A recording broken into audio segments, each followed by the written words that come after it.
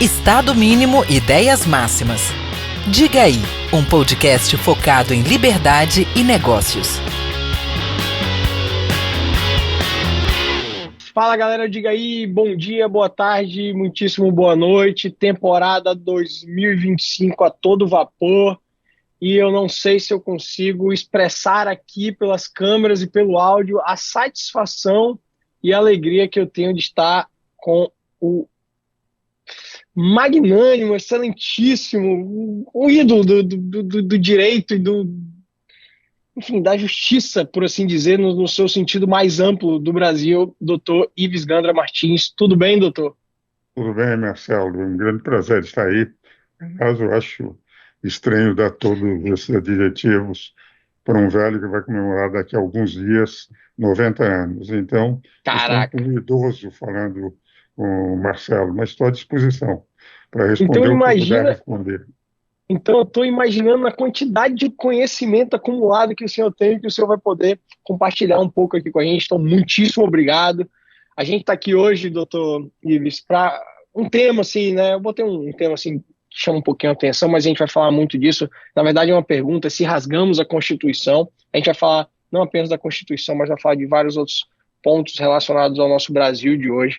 Mas antes de começar, eu queria agradecer a quem me apoia, né, a quem permite que eu esteja aqui tentando difundir boas ideias. O Diga Aí Hoje, o nosso podcast, faz parte do projeto BRM Podcasts, que é um ecossistema, doutor Ives, de 5 podcasts que a gente fala sobre liberdade, sobre economia, sobre empreendedorismo, sobre negócios. A gente tem debate de artigos científicos, de livros. A gente tem um programa de notícias diárias, né? Esses outros 4 programas vão vir ao ar ainda em março de agora de 2025, é um projeto novo de parceria da Apex Partners e o Mendonça e Machado Advogados, que é o escritório que eu sou sócio, então eu também sou seu colega da advocacia. Lá no escritório a gente é especialista em operações societárias e negociais, e a Apex Partners, que é esse mundo de economia e de negócios aqui do Espírito Santo, atuando na área de comunicação, atuando na área de economia real, atuando na área de mercado financeiro.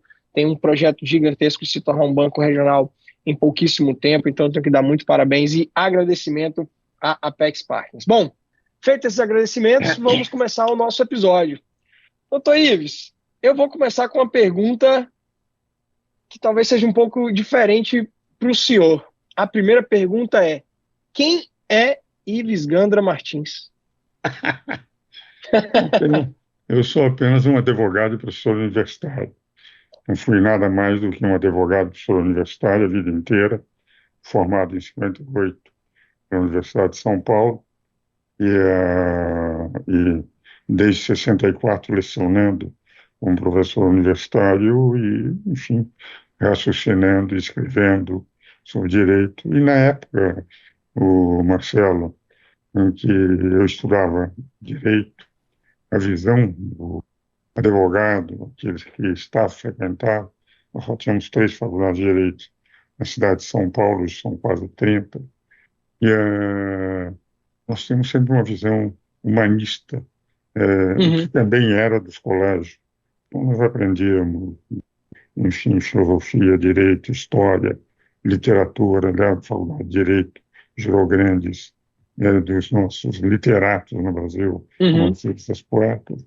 Então, eu aproveitei e fui daquela geração que recebeu essa visão humanista. Talvez por isso que eu terminei palpiteando em diversas áreas fora do direito. E essa visão humanista de lá de trás, ela é igual a hoje, doutor Ives, ou é diferente? Me explica, hoje, até para a gente poder diferenciar. Hoje nós vivemos um mundo em que se procura se conhecer cada vez mais sobre cada vez menos. Cada vez mais tem que se aprofundar em determinados temas e vai se perdendo uma visão de conjunto.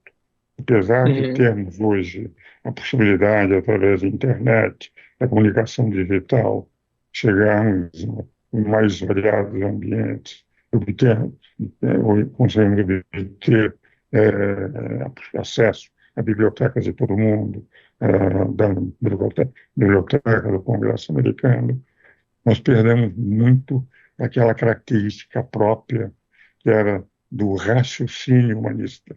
do cidadão Uhum. poder ler os diversos autores, ter posição própria, e não aquela empacotada, encomendada, recebida, e que muitas vezes a pessoa vai repetindo um processo de repetição automática e não de um raciocínio sobre a cultura que se adquiriu.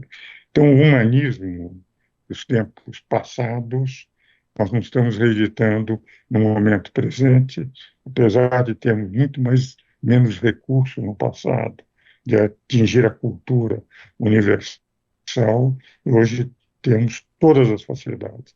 Na época, tínhamos as enciclopédias. Hoje, as enciclopédias em papel não existem mais, elas vendem-se através da internet, são obrigadas a Sim. ser atualizadas diariamente. De outra forma, elas não existiriam. Então, realmente, o humanismo clássico, aquele do raciocínio, da cultura recebida, e não da repetição, do excesso de informações, nós perdemos. Eu acredito muito nisso, apesar de ser, né, naturalmente muito mais novo, eu acredito muito nisso, até porque, apesar de eu ter me formado em 2009, até naquela época também era diferente do que é hoje, né? Até logo ali, né? Lá no 2009 tá logo aqui, ainda assim é bem diferente do que é hoje. Eu concordo que o advento da internet e desse modelo de consumo de informação, ele tá muito rápido e tá muito raso ao mesmo tempo. Então, é muita gente falando de coisa demais sem saber nada sobre esse coisa demais, né? Menção, a pessoa hoje ela lê muito mais a manchete do que lê a notícia, né? E acaba Exatamente. trazendo, inclusive, conclusões precipitadas sobre determinado tema porque ela lê apenas a manchete, ou porque Exato. apenas ouviu falar, ou porque recebeu no WhatsApp. E aí surge até essa questão, né? Curiosa, interessante isso, da própria conceituação do que é uma notícia falsa. Porque hoje você simplesmente pega uma determinada manchete, um determinado negócio que você transmite pela internet de forma rápida, sem se aprofundar por aquilo, e acaba transmitindo algo que às vezes é mentiroso. Ah, A mentira, óbvio, sempre fez parte da humanidade, mas acho que essa falta de e nós, humanização nesse sentido está complicando a gente, inclusive, desmentir aquilo que é falso. exatamente.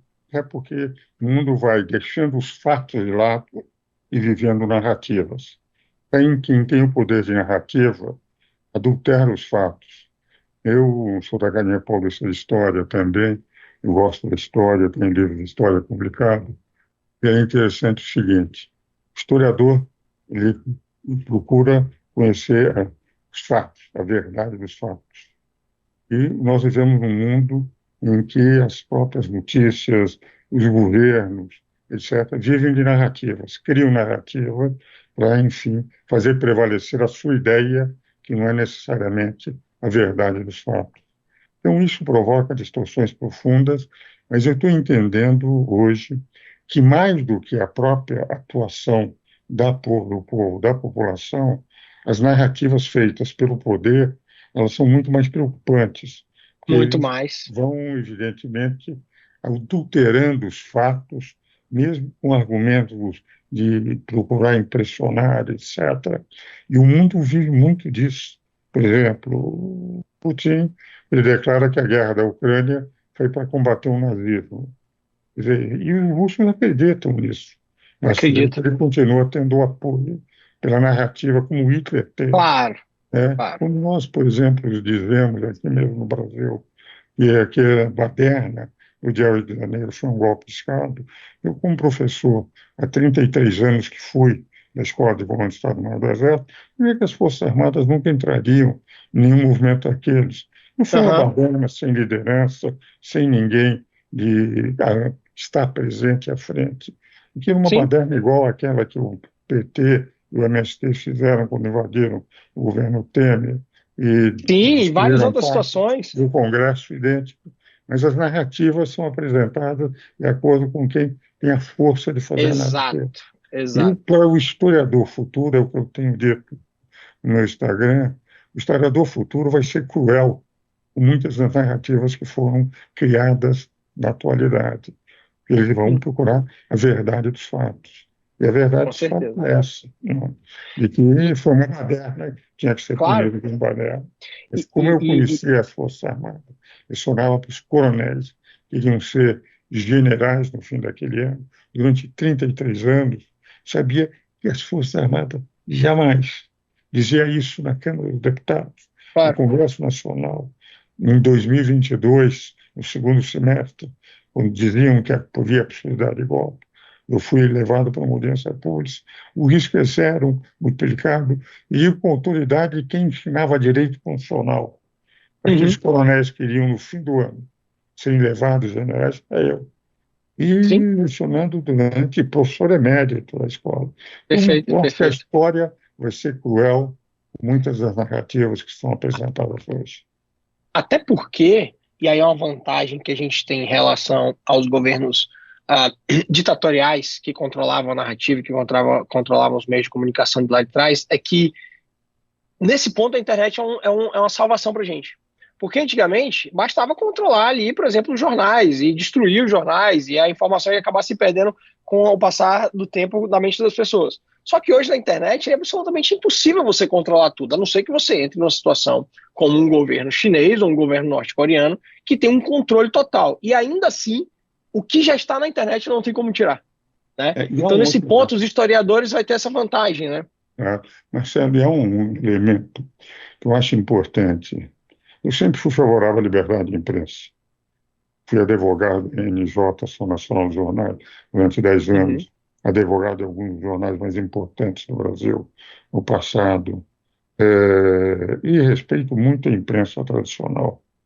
Mas a imprensa tradicional é uma imprensa em que tem donos daqueles veículos e jornalistas que são contratados, que têm uma determinada linha. Claro. O povo não tem acesso à imprensa. No máximo, pode mandar para carta aos leitores. O que as redes sociais trouxeram é o que de mais importante houve na democracia nos Que últimos legal tempos, ouvir isso do senhor. Que porque legal. as redes sociais representaram a voz do povo na democracia, porque eles passaram a ter voz. Um cidadão que é um chofer de táxi ou um varredor de rua pode ter seu canal de rede social, pode levar suas E pode ideias crescer e ser e imenso, né? pode crescer, e mais do que isso, aquilo que ele nunca teria acesso, se não no máximo de ter ouvido numa carta aos leitores de um desses veículos, ele passa a ter. E por isso o nosso Constituinte, no artigo 5º da Constituição, e você que é advogado sabe disso, desculpe estar Uhum. chamando de você, mas como é mais Não, jovem, eu me por sinto favor, com o direito de chamá-lo. eu me Aos sinto melhor 90 chamando de anos, de você. chamá-lo, mas veja o seguinte, Eu me sinto esse melhor. cidadão que nunca teria acesso, hoje pode expor sua posição democrática, o que pensa, o que ele acha das coisas. E o nosso Constituinte, no artigo 5º, colocou que os abusos na comunicação social, e não falou imprensa, falou em comunicação social, no Uhum. 220, no artigo 5º, fala-se, tem que ser punido a posteriori. Nós não vamos ter o Excelente, Supremo, que não tem excelente. o poder de legislar, quem tem o poder de legislar é o legislativo, de dizer para as grandes plataformas, dizendo o seguinte: vocês vão controlar. Ora, quando se determina que são as plataformas que terão que controlar, essas plataformas, na dúvida, nunca veicularão, porque o receio de serem punidos é preferível dizer não vou publicar do que uma matéria normal sair. E isto faz com que nós percamos aquilo que é essencial numa democracia, principalmente uma democracia em que há equanimidade, liberdade, igualdade entre os poderes, que seja o Sim, legislativo que defina. O legislativo é que representa o povo, 150 milhões de brasileiros. Não é um tribunal que eu respeito muitíssimo todos os claro. ministros do Supremo, mas E a eleito por um instituição em homem si, né? E só, a que vai instituição em si. representar. Então, eu tenho me oposto, apesar de livros escritos com 6 dos 11 ministros, amigo de 8 dos 11 ministros, e respeitar muito a todos eles, do ponto de vista de cultura e idoneidade, eu me sinto como um velho professor de direito desde 1964, Marcelo, de Uhum. dizer que ele não tem o direito de legislar. Pelo artigo Concordo. 49, inciso 11 da Constituição, quem pode legislar é o legislativo, que tem a obrigação de velar pela sua competência normativa perante os outros poderes, é o que está na Constituição, competência exclusiva. nem nas ações diretas de inconstitucionalidade por omissão, quando o Congresso é omisso em fazer a lei. Pode fazer, porque o Congresso Supremo, quando declarar a inconstitucionalidade por omissão, tem que pedir ao Congresso para fazer a lei. Então, quer Perfeito. dizer, na prática, com todo o respeito, que é muito que eu tenho pelos ministros, eu posso, como um modesto professor de província, dizer que eu não concordo. Eu continuo interpretando a Constituição como ela foi escrita e como está sendo, não como ela está sendo reescrita. Eu assim, enfim, estou muito longe da experiência e até, como é que a gente fala? Da autoridade, né, de argumento e de conhecimento que o senhor tem, mas eu concordo 100% com isso, com o que o senhor falou. E aí vem uma pergunta, doutor Ives, por que está acontecendo isso? Já que você, né, e eu não estou pedindo para citar nome de absolutamente ninguém, mas já que o senhor mesmo falou que dos 11 é amigo de 8 e conhece, né, até a idoneidade e tal, por que isso está acontecendo? Me ajuda eu, como um relativamente jovem de Eu acho 38 anos. Há 3 fatores que estão levando a isso. Primeiro, um dos mais importantes ministros do Supremo, com quem eu tenho muitos livros escritos, uma amizade muito grande e uma admiração muito grande, que é o Gilmar. Fizemos juntos, inclusive, aquela lei de descumprimento do preceito fundamental, a comissão que Fernando Henrique organizou para fazer, ela conhecida por ele, pelo Celso Barros, pela Nuro Vaz, Celso Correia, e por mim. Tenho uma grande admiração por ele, mas ele estudou na Alemanha. E ele trouxe muito do direito alemão para o direito brasileiro. Ok. Ocorre que o Poder Judiciário na Alemanha, que é um país parlamentarista, no parlamentarismo, o que ocorre? Os poderes não são nitidamente separados. Os poderes têm uma certa integração. O legislativo e o executivo, O principalmente, executivo, o legislativo e o judiciário. Também? Vou mostrar por quê. O legislativo, enfim, os chefes de governo saem do legislativo. Então, o executivo depende do legislativo, daquele grupo que sustenta, ele pode cair se não houver. Eu sou parlamentarista, mas na prática você não tem uma nítida. Os chamados tribunais constitucionais dos países que existem, por exemplo, na Alemanha, na Itália, em Portugal, os tribunais constitucionais, eles funcionam e na França como uma espécie de comissão de Constituição e Justiça fora do legislativo, porque eles não são poder judiciário. O poder judiciário é o que é o poder com as funções clássicas do poder judiciário. Eles são um poder constitucional para examinar as constitucionalidades e eles têm uma função em país parlamentarista. Os países parlamentaristas são nitidamente de poderes não totalmente separados. Basta dizer, por exemplo, o Tribunal Constitucional na França nem se chama tribunal, chama-se Conselho Constitucional da França, como se fosse uma comissão de Constituição e Justiça. E eles são eleitos por um período certo, não é como um juiz que fica permanentemente. Então, isso acontece em Portugal, na Itália, na Alemanha, na França. O resultado, ele trouxe ideias de um sistema parlamentarista, um sistema presidencialista, onde há uma nítida separação de poderes, em que a Constituição foi feita com a ideia de ter uma nítida separação de poderes.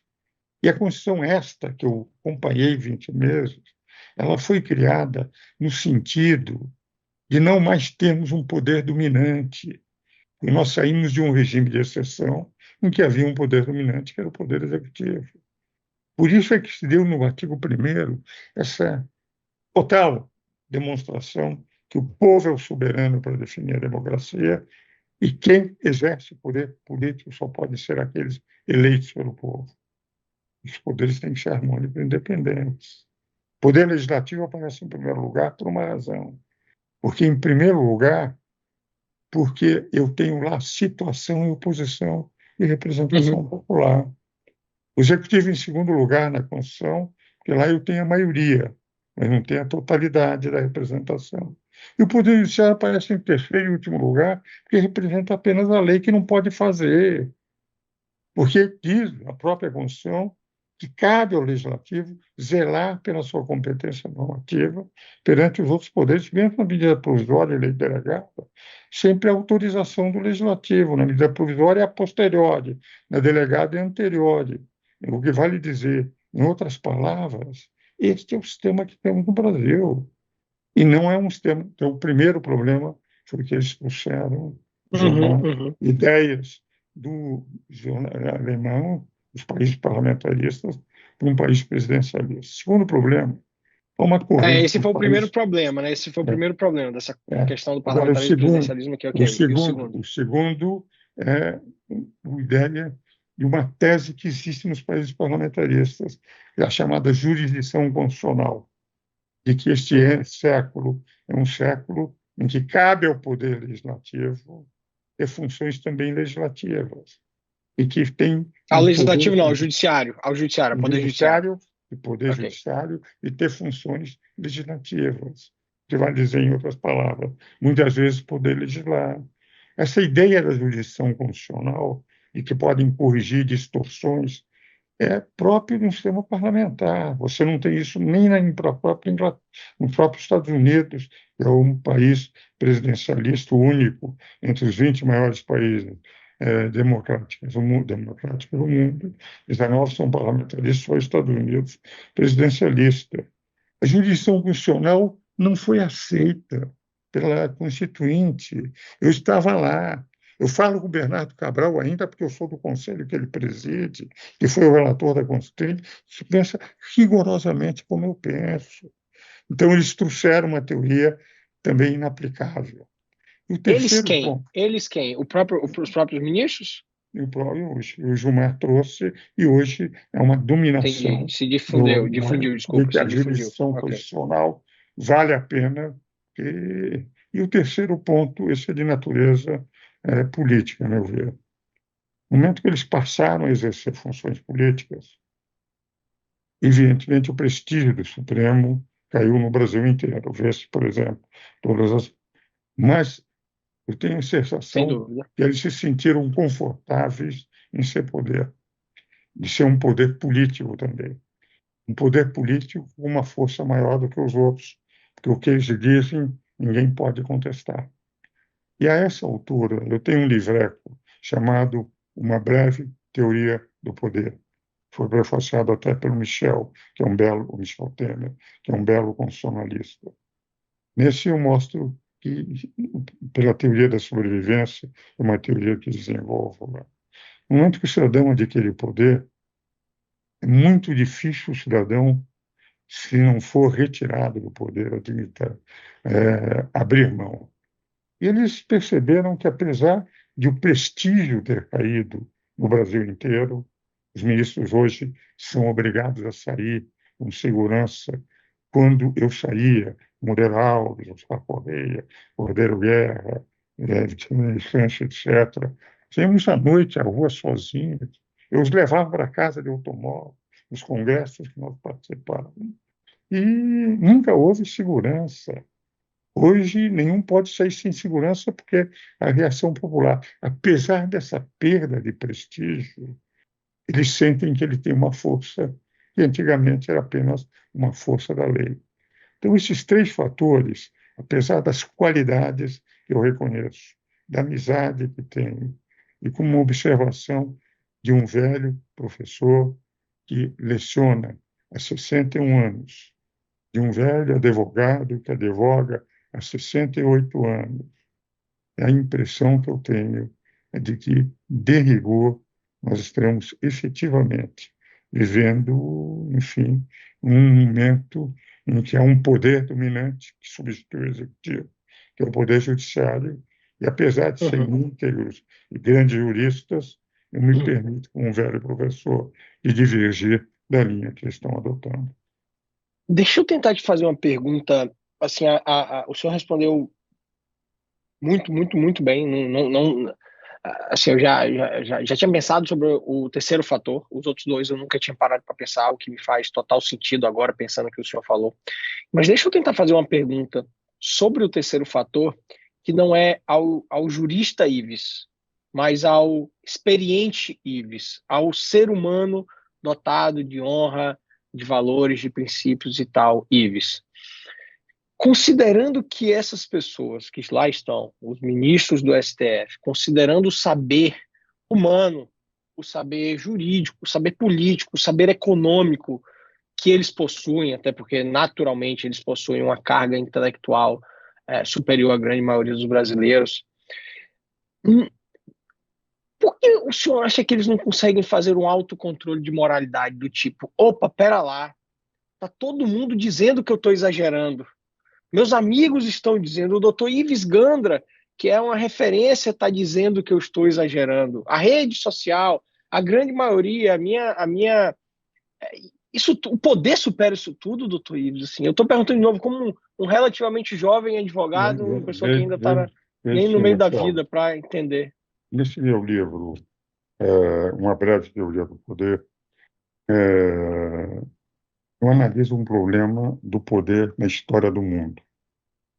A verdade é o seguinte: quando alguém adquire o poder, ele vai se autoconvencendo que ele adquiriu o poder porque era necessário para o exercício político e não quer perder o poder.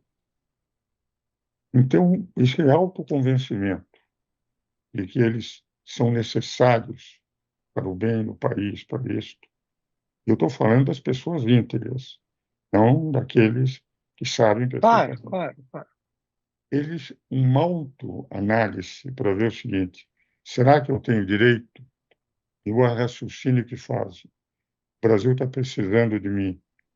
Graças a isso, eu estou, por exemplo, a ideia de que houve um golpe de Estado, ou tentativa, no relação ao dia 8, ou que a cada vez que se revela mais investigação e depoimento do coronel Cid, mais se Sim. percebe que jamais as Forças Armadas entrariam, que eram três grupos, um favorável a respeitar e fazer uma oposição através do Congresso, um outro para ver se teria havido fraudes ao ter mais publicado, e um quarto, terceiro, de convencer as Forças Armadas para fazer. Coisa que, efetivamente, eu tinha absoluta certeza e dizia isso no ano de 2022, que não havia a menor possibilidade, porque eu conhecia quase todos eles, foram obrigados a aguentar minhas aulas de direito constitucional na Escola de Comando do Estado-Maior do Exército. Eu não tinha noção absoluta, é o que eu dizia com toda tranquilidade em 2022, que não havia a menor possibilidade. Quer dizer, nunca houve. Mas como houve aquela balbúrdia, aquela baderna, entende? No dia 8 de janeiro, e como havia parte do princípio, não há uma demonstração de que algum daqueles envolvidos fez um primeiro ato sequer para poder mostrar que houve um golpe de Estado, uma tentativa de golpe de Estado. E a tentativa teria que haver realmente por militares, tiros, etc. E eu mostro num outro livro meu, esse prefaciado pelo velho Roberto Campos, o avô do ex-presidente, de Sim. Desenvolvimento Nacional e Segurança Nacional, que eu analiso os reflexos das despesas militares nos orçamentos públicos. Foi prefaciado por ele em 1971, em que eu estudei as guerras no mundo inteiro, os custos das guerras, etc. Que foi minha tese acadêmica para a Universidade de São Paulo em Finanças Públicas. Naquela ocasião, não houve nunca um golpe de Estado sem participação de Forças Armadas ou de grupos rebeldes armados. Esse aqui era um ponto relevante de Como é armas. que você vai pegar 8 de janeiro, em que foi dito que alguns tinham estilingues e uma moça tinha um batom que era inflamável, sem intensidade de nenhum tiro, um pequeno contingente de soldados prenderam 1.500 pessoas sem nenhum tiro, num episódio em que, alertados que haveria um movimento, eles reduziram a proteção do palácio, em que, estranhamente, o ministro Dino apagou todos os vídeos, dizendo que eles apagavam 15 dias depois, vídeos de uma importância monumental para isso. Claro. Então, é evidente que foi uma baderna, que teria que ser punida como baderna. Mas, a meu ver, eu tenho dito, com todo o respeito aos ministros, inclusive ao ministro Alexandre, com quem eu tenho livros escritos, participei de bancas, doutoramento, de palestras juntos, respeito muito. Somos confrades na Paulista de Letras Jurídicas, gosto muito de tudo e cito ainda hoje os livros que ele escreve. Os livros do jurista Alexandre Tá claro. Moraes. Mas o dado é que eu não consigo, como um professor de direito, ver, primeiro, uma tentativa violenta de golpe de Estado. E, de rigor, não havia um plano. O próprio ministro de Defesa, Múcio, disse que não havia um líder naquele movimento. Era um grupo de pessoas sem nenhuma expressão nacional do ponto de vista de liderança para um golpe. Em segundo lugar, de rigor, era algo que teria que ser punido como baderna, como deveria ser punido numa palestra da qual eu participei junto com ele, até fazendo observações. O presidente Michel Temer, que disse que para ele foi uma baderna também, na Academia Paulista de Letras Jurídicas, ele dizia o seguinte, que quando houve aquele movimento no seu governo, de destruição do Congresso pelo PT e pelo MST, Sim. Ele, Michel Temer, declarou estado de emergência e suspendeu logo em seguida quando os militares afastaram. Daí ele se lembrou do Juscelino Kubitschek. O Juscelino teve no seu governo 2 movimentos de rebeldia, um em Araças e outro em Jacareacanga. E todos os militares que fizeram aquele movimento, inclusive tomando Santarém, em Belém do Pará, no Pará, ele perdoou Juscelino, anistiou a todos eles. Então ele disse, eu, Michel, para aqueles que fizeram a baderna, essa destruição de dependência do Congresso, resolvi não punir ninguém. Suspendi o estado de emergência, me lembrando do Juscelino Kubitschek. Então, é isso que me parece que é algo importante para nós termos aí, não é, como visão. Enfim, é uma posição. Você está conversando com um sujeito que é apenas professor universitário, advogado. Não, mas está apenas como professor e advogado, sem uma outra vivência política que não essa de análise política. Se tem uma coisa que eu gosto muito de gravar os episódios, é a quantidade de conhecimento que eu adquiro gravando com essas pessoas, né, inclusive aqui hoje com o senhor. Deixa eu te fazer uma pergunta aqui. Agora, me daria um minuto à vontade. Pausinha, sem problema nenhum. Então, Ives, eu aproveitei aqui o momento que o senhor deu uma mini pausa aí, ó, abriu um biscoitinho aqui. O senhor gosta de biscoito caseiro? Gosto. Você gosta de biscoito caseiro? Então vamos fazer o seguinte, quando terminar aqui, eu vou falar com a sua equipe, eu quero o seu endereço, que o nosso patrocinador, a Claides, que tem os melhores biscoitos caseiros aqui do Espírito Santo, vai mandar um presente para o senhor. Que bom. Combinado? Tá combinado. Excelente. Combinado. Isso aqui é de maracujá, eu não tinha experimentado ainda. Maravilhoso. Maravilhoso mesmo. Bom, eu gosto de maracujá. Se puder ser de maracujá, tá certo? Então pronto. Joyce, você que está nos ouvindo aí, minha querida Joyce da Claides, vamos mandar de maracujá para o Dr. Ives. Eu só não vou te mandar um açaí da Vibes, porque o açaí não vai chegar bom aí. Tá? Mas esse açaí é sensacional. Todo episódio eu tenho que tomar um, porque realmente é muito gostoso mesmo. Dr. Ives, então vamos voltando lá, né? Na própria questão que a gente está falando, né, dos ministros, aí a gente está falando, na verdade, do STF como instituição hoje. A gente falou muito aqui do STF em relação à questão da relação entre os poderes, né? E eu queria uma análise do senhor sobre outro aspecto. Tem mais 2 aspectos, na verdade, em relação ao STF, que é o primeiro, esse ataque à liberdade de expressão, ataque às plataformas de rede social, ataque até mesmo ao direito das pessoas de pensarem, falarem, dizerem o que quiserem, exatamente com essa questão de punição a priori e não a posteriori. Eu sou de uma linha libertária que defende a liberdade de expressão absoluta. A liberdade de pensar, ela é muito diferente da liberdade de agir. Eu pensar em algo maléfico é muito diferente de eu fazer algo maléfico. Há exemplo dessa questão que falam que foi uma tentativa de golpe. Pensar em golpe não é crime.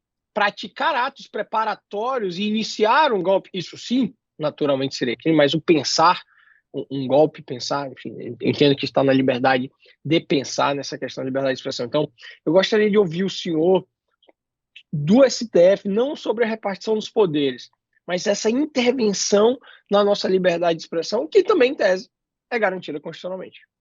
Veja o seguinte, é esse o aspecto que mais me preocupa na divergência dos ministros, que eu tenho com os ministros. Eu tenho a impressão que tem havido uma limitação de liberdade. Quando eu comentei com o Celso Bastos a Constituição Brasileira, em 15 volumes, o capítulo da comunicação social ficou a mim encarregado. Nós dividimos a comentário, eu comentaria 7,5 livros, ele os outros 7,5, e dividimos assim por títulos, aqueles que ele comentaria, aqueles em função mais da responsabilidade de cada um. E na parte do 8º volume, são 15 volumes, alguns volumes divididos em tomos, mas no 8º, a partir do artigo 218, que é da ciência e tecnologia, eu fiz todos até o final do título 8º e fiz também o título 9º. E é interessante o seguinte, que na Constituição Social, artigo 220, se fala em liberdade de ampla expressão na comunicação social. Um dos livros que eu citei muito, mesmo antes dele ser ministro, o ministro Alexandre de Moraes, eu tenho excelentes comentários à Constituição. Eu estou falando dos comentários que eu tenho aqui, são todos antes dele ser ministro. Confesso que não li, ele fez novas edições.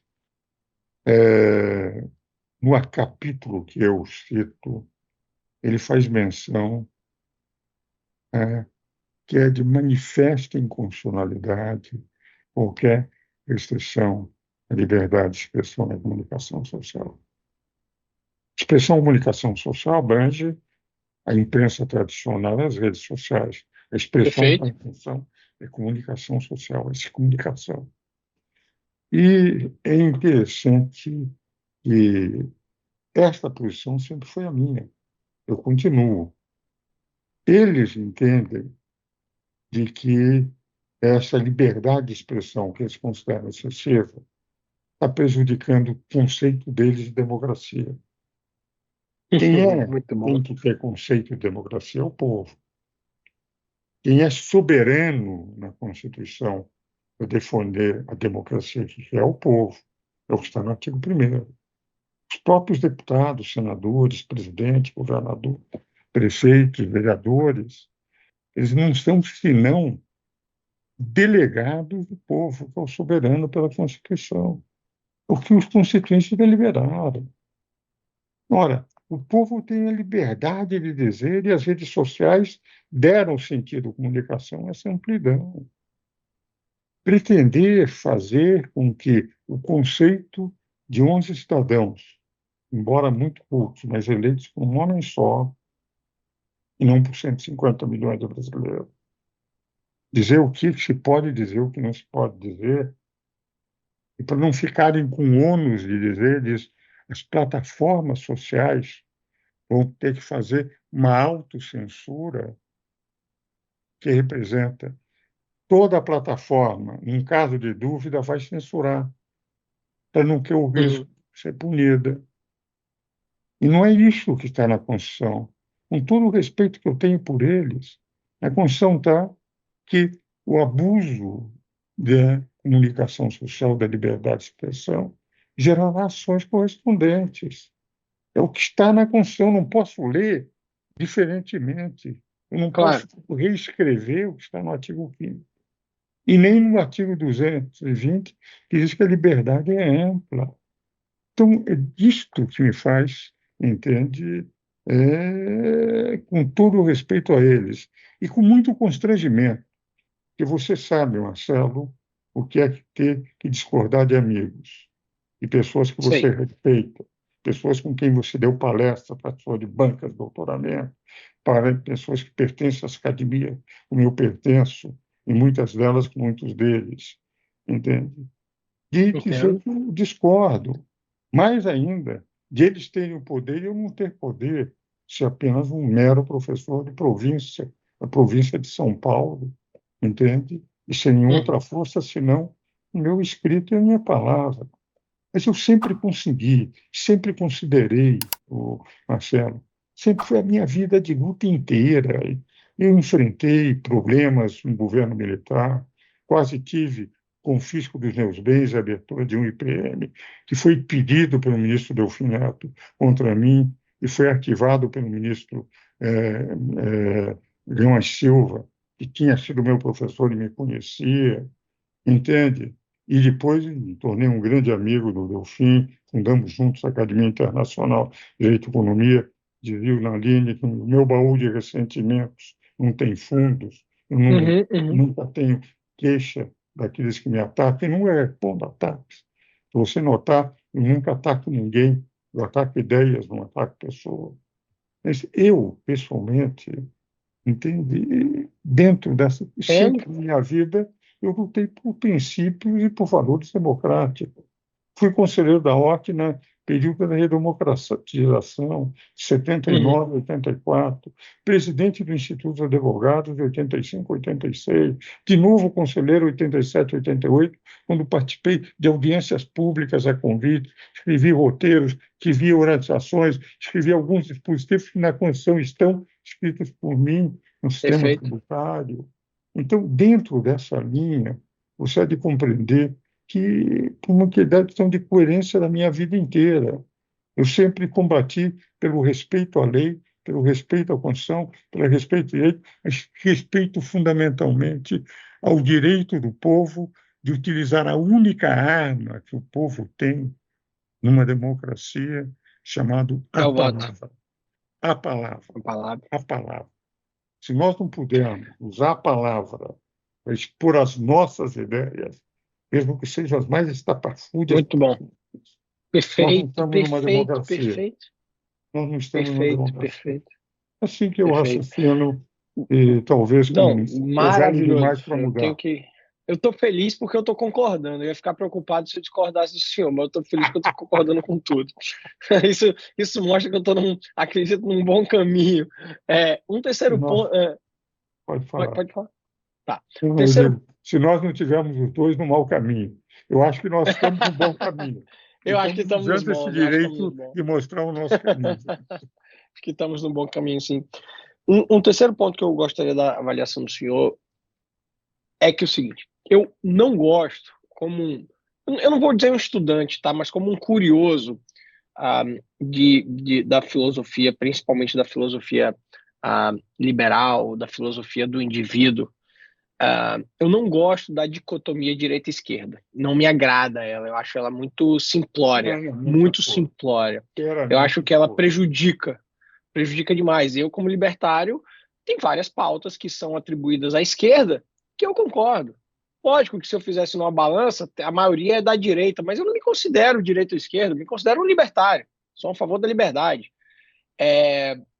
E aí, mas usando essa divisão que se fala tanto, política, econômica, tal, principalmente nas redes sociais, me parece que a instituição Supremo hoje tem um lado, né? Isso me desagrada, porque eu entendo que a instituição ela jamais deveria ter um lado. Me parece até que teve uma questão até de, não vou dizer de intervenção, mas talvez de um favorecimento político na eleição, coisa do tipo, ou em determinadas pautas. Eu vejo, por exemplo, até mesmo no julgamento de ações tributárias que vão ter um impacto muito grande para esse ou aquele governo que precisa aumentar a arrecadação e por aí vai. isso me desagrada. E eu não estou falando desse STF apenas de agora, tá? Não posso, nesse ponto, eu não posso me resumir a essa composição mais recente, mas eu posso trazer uns 15 anos para cá, de uns 10 anos para cá, talvez. Eu queria saber se nesse ponto eu tenho a mesma concordância do senhor, também gostaria de ouvir o senhor quanto a isso. É o seguinte, eu pessoalmente, eu sou conservador.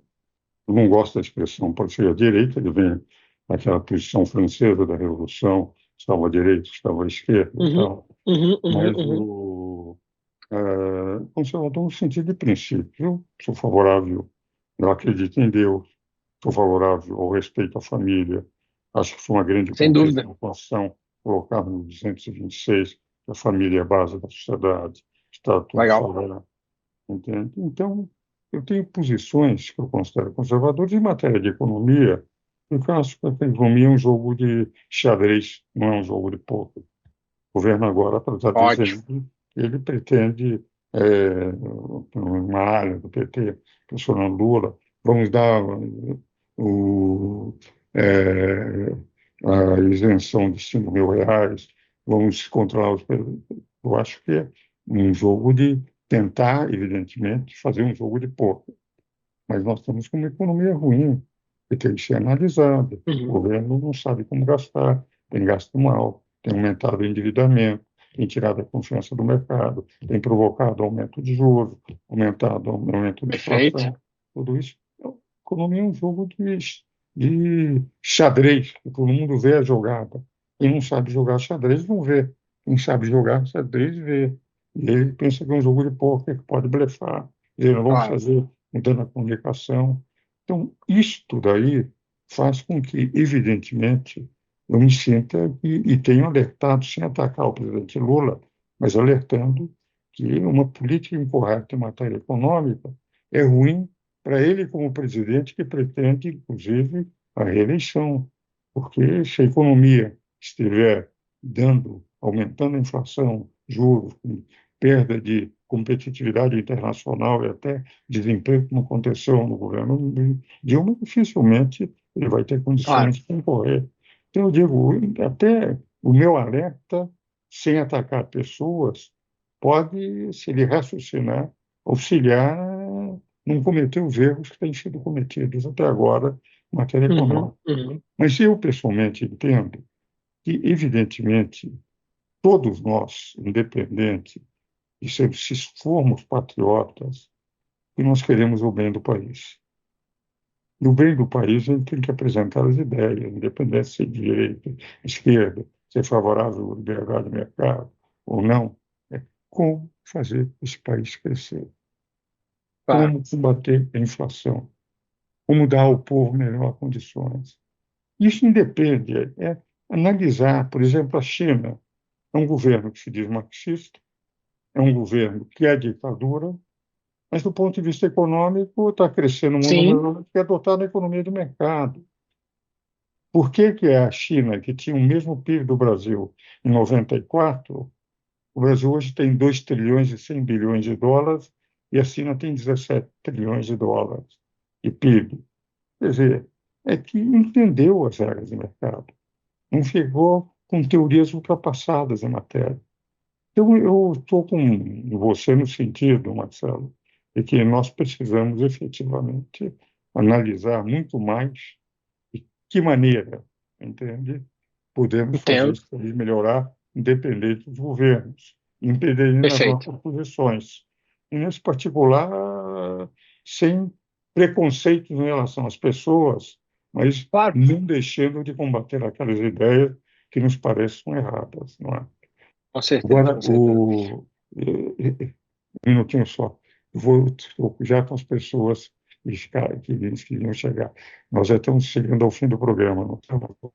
Já sim. Faltam só alguns poucos pontos. Tá? Vamos lá. Então, voltando aqui. Então, doutor Ives, te perguntando aqui, qual é a saída?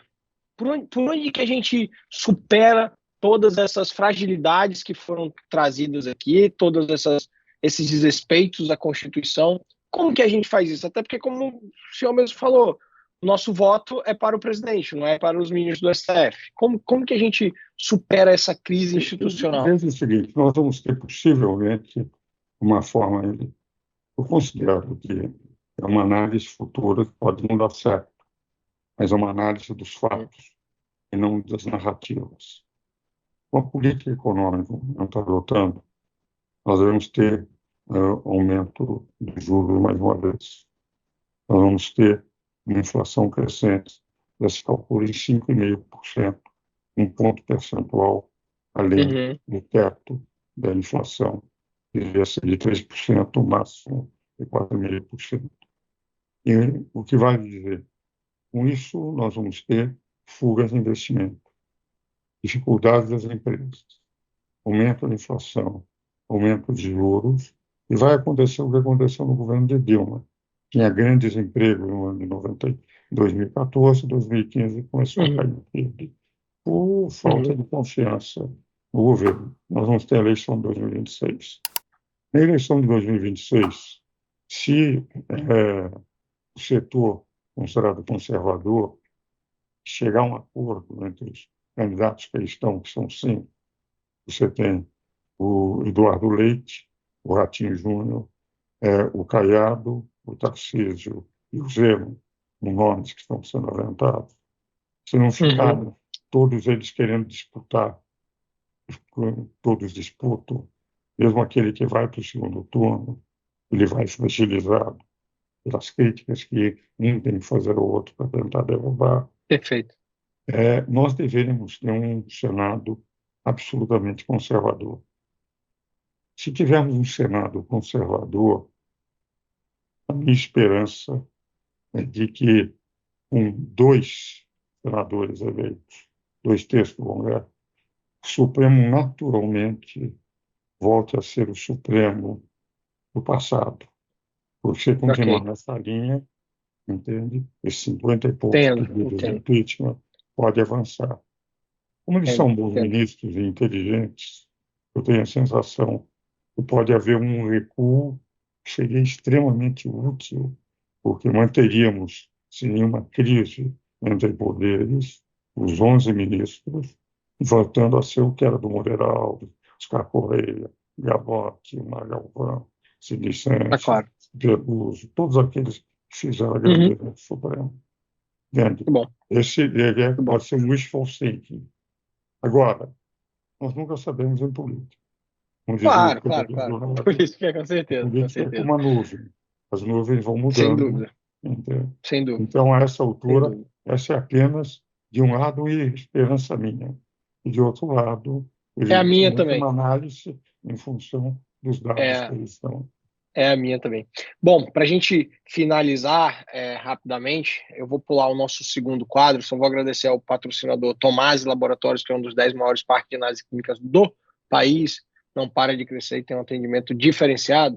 Eu vou pedir agora, doutor Ives, bem papum mesmo, aqui a gente não precisa discorrer, até porque seu tempo está um pouco curto. Basta uma indicação, tá? Eu vou falar o que eu estou pedindo para o senhor indicar, o senhor indica. Começando por indicação de um livro. De um livro, quer dizer, de leitura. Você sabe que eu sou favorável, se for em livro de literatura, eu ainda sou favorável aos livros clássicos. Mas é um livro interessante que vale a pena ser lido. Foi um livro da década de 50 e que representa, é, no governo de Amenófis IV e Akhenaton, na Uhum. dinastia, 18ª dinastia egípcia, um faraó que resolveu, primeiro, ter um Deus único e, de outro lado, reformular a tradição no sentido de tudo ser automático, seja nas artes, economia, etc. Uhum. E governou 18 anos. Né? Chama-se O Egípcio, de Mika Waltari. Já vou em Ok. segundo lugar, se for para se ler um livro, enfim, eu poderia um livro de direito interessante, que é um livro coordenado pela minha filha, Legal. Ângela Ganda Martins, sobre os fundamentos do direito natural, editado pela Muito bom. Noesis. E Muito esse eu bom. acho que é muito interessante. E em Muito bom. filosofia, eu acho Ah, importante, valeria a pena a releitura leitura dos discursos, dos diálogos de Platão, principalmente Muito bom. 4 diálogos do campo Hum, direito. Etifron é um diálogo em que ele mostra que se tem que respeitar as leis de um país, a segunda, da cidade, no caso, de Atenas. Segundo, a apologia, em que ele se defende de um ataque de que ele estava desvirtuando as juventudes, e uhum. apesar da clareza, ele é condenado pelo poder, é uma bela estrutura do poder. Terceiro, é Fedon, Crito, quando os alunos dele vêm a ele e dizem: olha, o governo entendeu que o senhor foi condenado injustamente. Nós vamos dar a Perfeito. possibilidade de o senhor fugir com o apoio daqueles que o condenaram. Isso eu não Ó, vou fugir. Eu daria um péssimo exemplo depois de ter defendido as leis do meu país. Não cumpri. Eu prefiro morrer. E o quarto é bom. Fedon, também todos vinculados ao respeito da lei e do poder, em que ele recebe os alunos para falar sobre a morte. Como tudo é Olha, transitório na vida, como é que nós temos que encarar a morte como uma libertação? São legal. 4 diálogos Poxa, sobre o poder, fortes. sobre o respeito à lei, sobre o respeito ao poder e às decisões judiciárias, e, ao mesmo tempo, sobre a grandeza da vida e a transitoriedade da vida e a Perfeito, importância de encarar a morte. perfeito. Tifron, Arqueologia, Crito e Fedon. Muito bom. A última, medo. Doutor Um, Ives tem um medo. Medo. veja o seguinte, eu vou contar algo para vocês que é interessante. Fique à vontade. É, eu sou homem de missa diária há mais de 50 anos. E diariamente me coloco a hora que eu vou dormir nas mãos de Deus, desejando que com 90 anos, se ele pudesse me levar de uma forma serena, sem ter problemas, eu gostaria. Eu não gostaria de sofrer muito. Eu não sei como Claro. é que ele vai me tratar. Mas como eu confio tudo em Deus, falar sobre medo, enfim, eu nunca me pus esse problema de tal forma. Uhum. Eu confio em Deus e acho que vai acontecer para mim, mesmo do que pior pode acontecer, é o pior que poderia me acontecer, porque assim, e Claro. Deus cuida dos seus filhos. E como eu rezo todo dia no Pai Nosso, eu digo, Pai Nosso, quer dizer, eu trato o Senhor, Deus, Criador do Universo, Marcelo, o Pai, o Pai, o Pai, quer dizer, em quem eu posso confiar, estou absolutamente confiante nele. Então, como que eu enfrento as Que coisas? Eu bom, nunca me pus esse problema do medo, não. que bom, que bom. Doutor Ives, sem palavras, mais uma vez, aprendi muito, muito, muito. Te agradeço o seu tempo. Muito obrigado. Passo a palavra para o senhor, se o senhor tiver um recado final aí para os nossos ouvintes, espectadores. Eu tenho, Marcelo, é o seguinte, em primeiro lugar, eu acho que vale a pena ter uma vida interior, esse encontro com Deus, porque dá serenidade para tudo que nós fazemos. Devemos lutar para ter uma vida familiar íntegra, que é a base da sociedade, segundo o Constituinte. Nós devemos lutar com ética na profissão, tentar efetivamente, entende, ter uma vida social em que não se guarde ressentimentos, não responder aos ataques, e sempre achar que Uhum. nós devemos ser intolerantes com os nossos erros e condescendentes com os erros dos outros. E, por fim, entende, eu acho que todo cidadão deveria examinar as questões da pátria, com patriotismo. Eu sei que sou apenas um cidadão, não é útil, mas não é inútil. Eu tenho convicção que, como mero professor de direito, um mero advogado, nunca fui mais do que isso, eu não fui inútil, porque eu sempre procurei exercer a cidadania. Se cada um de nós, Marcelo, exercesse nos limites das suas relações sociais, cidadania, não tendo receio, muitas vezes, de dizer que o rei está nu, que as autoridades podem estar erradas, é uma forma de exercer patrioticamente o direito à cidadania. Perfeito. A impressão que eu gostaria que todos os brasileiros exercessem cidadania. E mandar para você um grande abraço, Marcelo. Um grande abraço. Galera, diga aí, muito obrigado. Bom dia, boa tarde, boa noite. Valeu, obrigado, doutor Ives, de novo. Um abraço, gente. Fui.